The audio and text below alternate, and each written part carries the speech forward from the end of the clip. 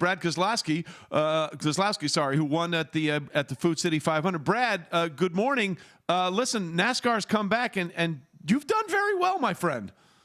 Well, thank you so much. Appreciate it, guys. It's good to be on Golic and Wingo. Been watching and listening to you guys here, and you guys are awesome. So appreciate your support. But man, winning is always a lot of fun. But we found some interesting ways to win, and over the years I found interesting ways to lose. So I guess it all evens out. So take us all down on the track where we will never be, by the way. I mean, for the Coca-Cola 600, there was a caution that came up toward the end, which helped you get the win there. In this one, you get two cars sliding into the wall, and you obviously taking over the lead from there. So take us on the track of what your thought is. I think with a lap and a turn left, had you had it in your mind, well, I'm not going to win this thing, but then all of a sudden opportunity knocks? How does that work when you're going that fast and that least of a time to go in the race? You're just always trying to be in position, right? Good things can only happen to you when you're in position, whether that's in life or on the racetrack or in any sport. And so you try to be in position and hope that the ball kind of bounces your way, so to speak. And that's been the case for us these last 2 weekends, with winning one of the biggest races of the season, the NASCAR Coca-Cola 600, and then winning at Bristol Motor Speedway this past Sunday. So I wouldn't say we dominated either of the races, but we were in position, running in the top two, top three, and let others make mistakes, and in some ways force mistakes. So I'm really proud of that. Of course, I'd rather just dominate the races and win, but, like I said, you can lose them that way too. I mean, things happen. So, it's a little bbit like being a safety. I was thinking like Ed Reed or Troy Polamalu. You try to be lined up, and all of a sudden, boom, you're there when the ball shows up. But that's been our MO the last 2 weeks, and led to two great wins for us. Listen, all you have to point to is the scoreboard. Don't worry about dominating. Just point to the scoreboard, Brad. That's all that matters. Exactly. Working out pretty well for you in the meantime there. I'm curious, though. We talked about it so much on the front end. So far going through this, what's your experience been like with the condensed schedule, with the way everything's been structured and all this, now having played out in it for a little bit? Oh, I got to tell you, I know there's a lot going on in the world right now, and a lot of people struggling and hurting in a lot of different ways. But the NASCAR schedule for me has been great. And I want to make sure I put everything in together here. It's been a chance for us to, respect what's going on and try to keep everybody safe. But also it's actually led to a more competitive race, in my opinion, because without practice or qualifying and just showing up on the racetrack, there's a lot more mistakes. And mistakes, especially at the NASCAR Cup level, make for great racing. When drivers go too hard, they make a mistake, they slip up, somebody goes by and passes them. That's fun to watch. Or when they wreck each other because they get lost on where they're at on the racetrack.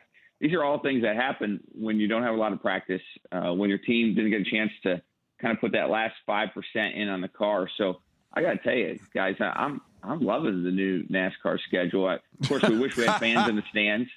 But maybe I'm a little biased because I've been winning races, but I think it's great. It puts everybody really on their toes on the racetrack because, without those reps, it is tough to get this right. It's a little bit like if they started the NFL season right now and said, all right, we're just going to go. No training camp, no practices. It's time to play.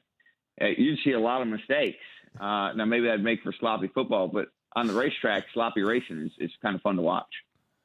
Well, and I gotta say, but that's really interesting. And just because you mentioned there's no fans in the stands, but there might be different eyes on the sport than there had ever been because of all this, because you guys are back in this interesting time right now. I'm curious, just give people an idea of how much practice and how much of that time would normally be going into a race, all the things that you guys are missing out on right now that make for that difference. Oh, absolutely. So normally I would have gone to Bristol Friday morning. We'd have had about a 2-hour practice session. Then we would have got out, we would have worked on it, debriefed, talked as a team, had all kinds of meetings. Then we'd have gone and qualified. Then we would have gone to bed in Bristol, woke up the next morning, and practiced for 4 straight hours.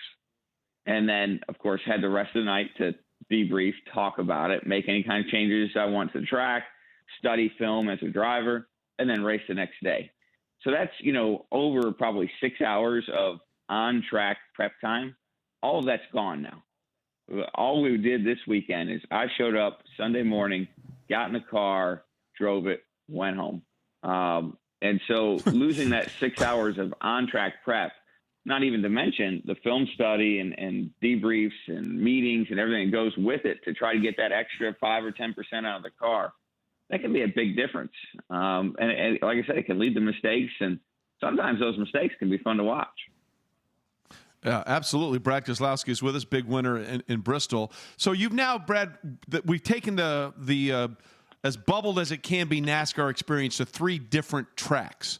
How has the transition from track to track with all the procedures and the safety requirements in place, how has that been working? How have the machinations of that been playing out? Well, I give NASCAR a lot of credit. I mean, they herded some cats here trying to get these races going, and it certainly was no easy feat. We've raced now in 3 different states, North Carolina, South Carolina, Tennessee, and to do so takes the support of not only the local government, but the state, the governors, and all those things. And being able to pull all those entities together, as you guys know, in today's world is extremely challenging. And NASCAR's done just that. They've been able to pull all of them together and follow all the CDC guidelines and get us back on the racetrack, which is so important for us as a sport because our business model doesn't support us kind of sitting at home, if you know what I mean. And our wives just really want us to leave too. But we've been able to get going and start racing and competing as one of the first professional sports to do so. And that's something I think I'll give NASCAR and their management team a lot of credit for. Of course, we all had to, take our lumps to go with it in different ways. Whether it's not having fans or different drivers have had to negotiate different deals contract-wise. But we're here and we're racing, and we're very thankful for that. It sure beats sitting at home. Thanks for watching ESPN on YouTube. For live streaming sports and premium content, subscribe to ESPN+.